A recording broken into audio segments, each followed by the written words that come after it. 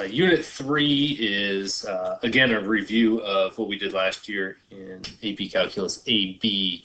It focuses mostly on what we did semester 2, which is primarily on logarithms, exponents, and inverses today is what we're going to talk about. So example 1 here asks for the integral of this guy here, 6 minus 4x over x squared minus 3x plus 3. We can't split it up really, 6 over that minus 4x over that. We can't split the denominator up. Really the only thing we're going to be able to do is try to use substitute. Let's make u equal to the bottom. So our du is equal to 2x minus 3. We don't have a 2x minus 3, but if we take a negative 2 out of the top, so we can rewrite this. Now we have negative 3 and plus 2x. 2x minus 3.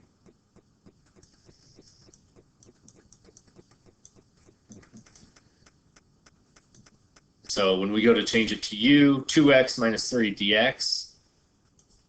2x minus 3 dx, that's du. I've got this negative 2 on there, and I've got u on the bottom. And then the integral of 1 over u is ln of the absolute value of u. Final answer, negative 2 ln of the absolute value of x squared minus 3x plus 3 plus c.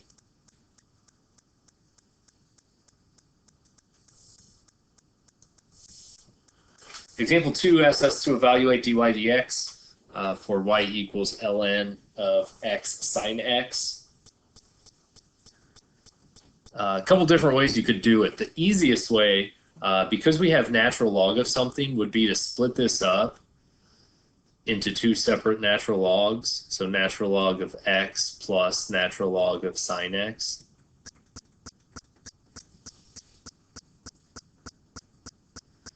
The derivative of ln is 1 over x. Derivative of ln of sine x is going to be 1 over sine x. And then the chain rule says times the derivative of sine x, which would be cosine x. The other way you could do this is if you didn't split it into 2 separate ones and you just start with the derivative. It's going to be, so it's natural log, so it's 1 over this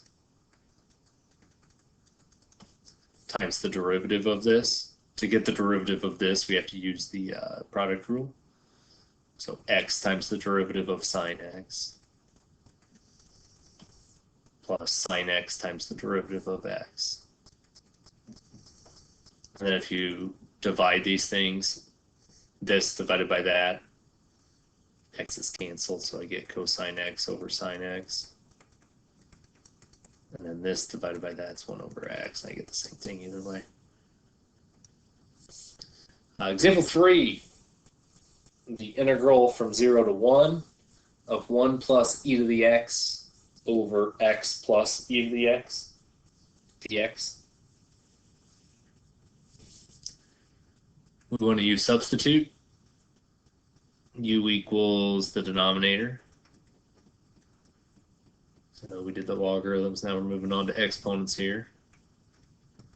Derivative of x is 1. The derivative of e to the x is e to the x.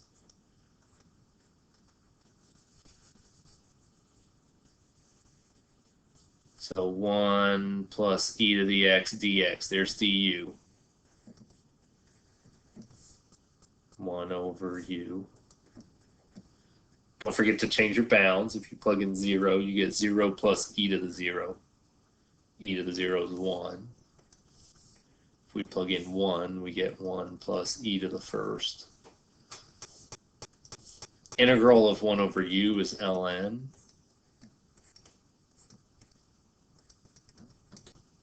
Put in the top.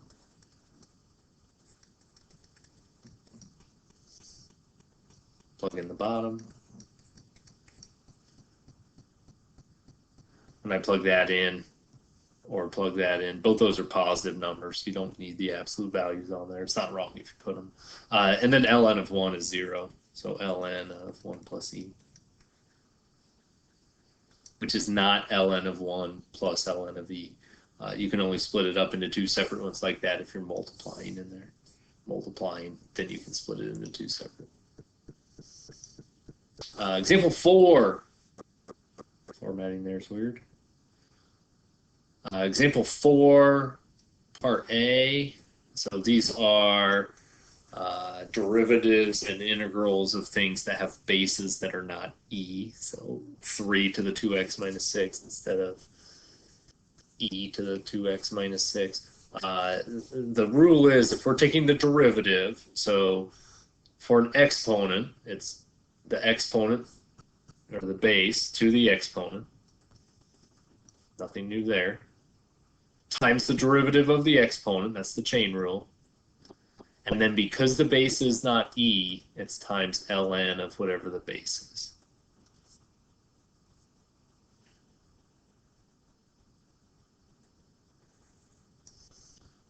And then if you integrate, you do the same thing. Here we're going to have to use substitute, but instead of this extra times ln of 3, we're going to divide by ln of 3. So we do it kind of the same way we would if it were e to an exponent. So we're going to make u equal to 2t minus 6. So my du is 2 dt. We don't have a times 2, so we're going to multiply by 2, which we can do as long as we also multiply by 1/2. 2 dt, there's du.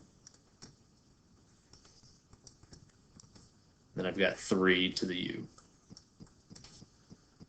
So instead of multiplying by ln of 3, when we integrate, so we've got 1/2, the integral of 3 to the u is 3 to the u, and then we're dividing by ln of 3.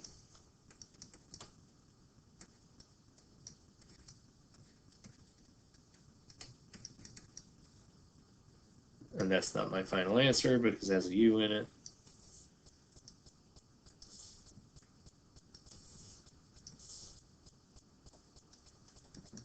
There we go.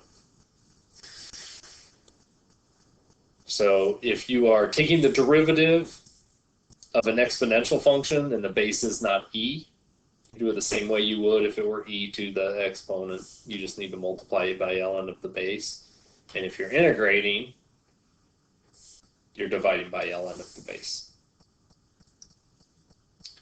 Example 5, moving on to the inverses part, says if f of x is equal to that, sine x plus 2x plus 1, and g is the inverse of f, what is the value of g prime of 1? So derivatives of inverse functions, the rule is if f of x and g of x are inverses,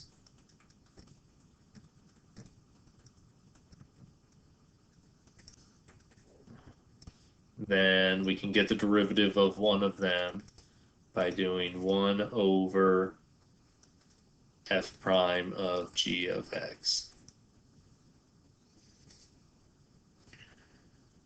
So here I want to know what is g prime of 1. So that's going to be 1 over f prime of g of 1. So first thing I need to know is what is g of 1 equal to? G of 1 equals what? And it doesn't tell me what g of x is, so I can't like plug in 1 there, and it doesn't give me like over here g of 1 equals something. G of 1 equaling what is the same thing as asking f of what equals 1. Because f and g are inverses, that's when you switch x and y. So if I know the x value of g, that is the same thing as looking for the x value that spits out that y value. So if this is equal to 1, I need to think about what x value gives me 1 on both sides. If x equals 0, this would go away. Sine of 0 is 0. So f of 0 is 1. Therefore, f of 1 is, or g of 1 is 0.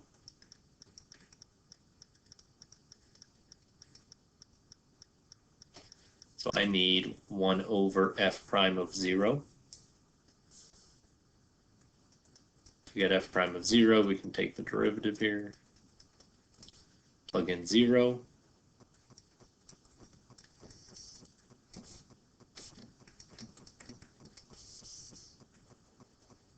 And we get a.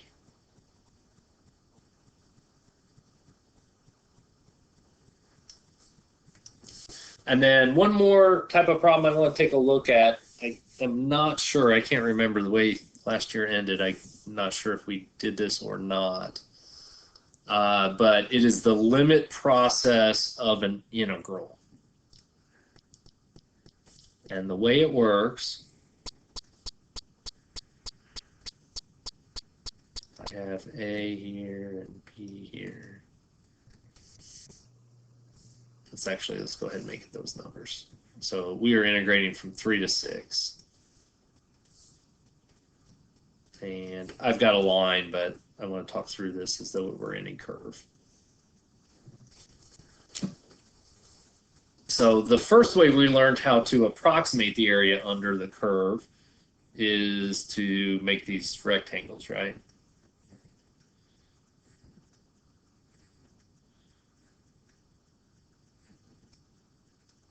And we said that's an approximation of the area under the curve, and sometimes it's an over approximation, sometimes it's under.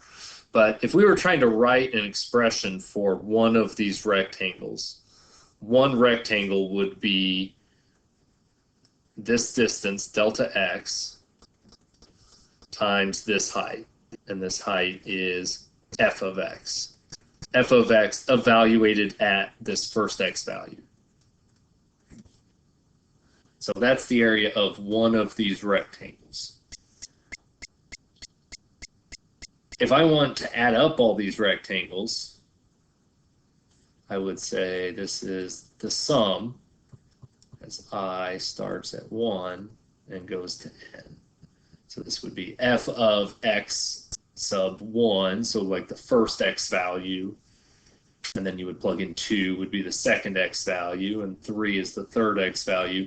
And n is going to be the number of rectangles we have.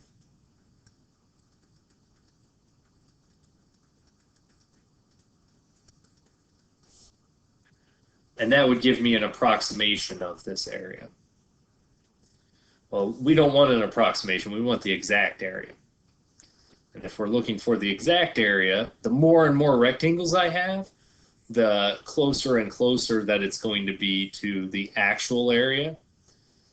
So I want the most possible rectangles. We can't have an infinite number of rectangles, but we can have close to an infinite number of rectangles.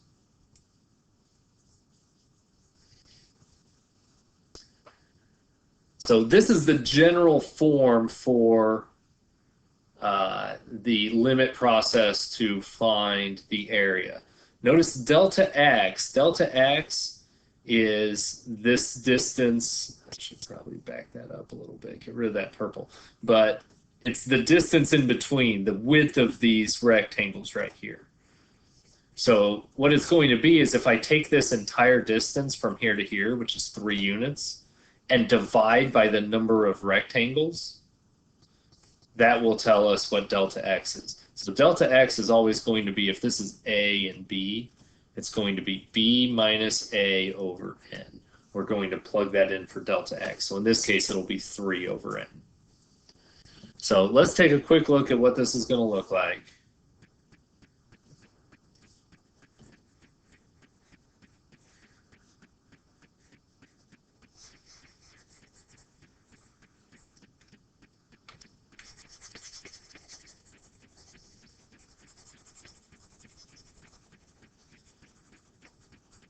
There we go.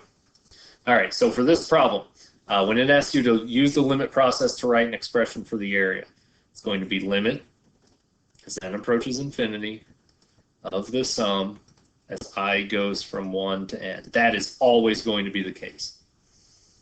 And then you're going to take f of x. F of x is this guy right here. 5 plus 2x. We're not going to plug in x yet. We'll plug in something for x. Times delta x. Delta x, we just talked through, is 3 over n. 3 because this distance is 3. And then the x value, what you're putting in for the x value, you are starting with this x value, and you are increasing by this each time. So our x value starts at 3 and goes up by 3 over n for each iteration.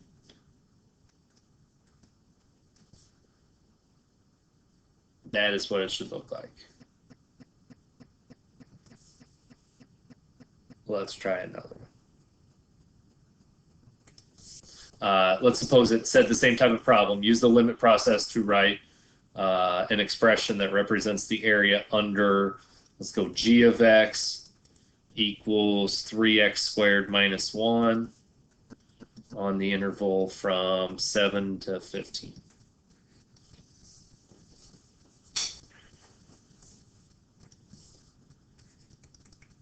Limit as n goes to infinity, always,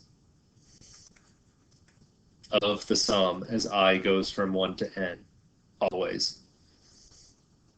And then it's the function, so we've got 3x squared minus 1